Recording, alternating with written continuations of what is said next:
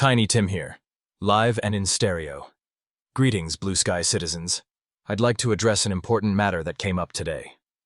Earlier, I asked a simple question.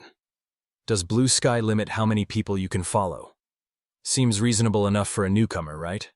But instead of a helpful answer, I got scolded by someone with a cow as their profile picture. I'll call them the Blue Sky herdmaster. Apparently, following too many people is a cardinal sin. According to them, interacting with everyone is spam, because it means you just want attention, which is rich considering this person follows over 800 accounts while I humbly follow just over 300. Let's be clear, this isn't about spam. It's about someone trying to gatekeep engagement while pretending their pasture is holier than mine. Their logic? Handing out digital flyers is offensive. You're supposed to stand quietly in the corner and hope someone notices you. Maybe we should all just moo softly into the void and pray someone cares. Look, following people is like distributing flyers. I'm not spamming. I'm saying, hey, I exist. Maybe you'd like to connect. That doesn't mean no one is special. It's called diversity of thought. You know, like grazing on more than one patch of grass. Imagine if you only ever listened to the same few voices. Sounds a lot like being stuck in a fenced-off field, doesn't it? But here's the real tragedy. Being unheard.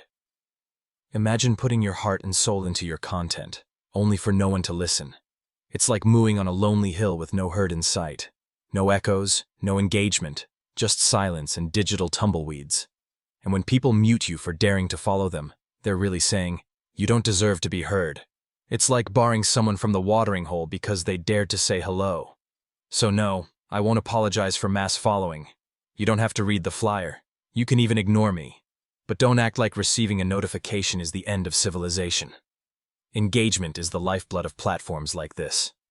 Without it, we'd all be stranded in a digital desert. No followers, no conversations, just endless sand, or cow pies, depending on your metaphor. I've been to Arrakis. I've seen what happens when connection dies. It's not pretty.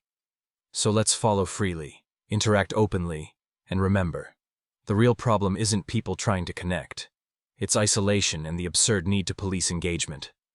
After all, even cows need a herd.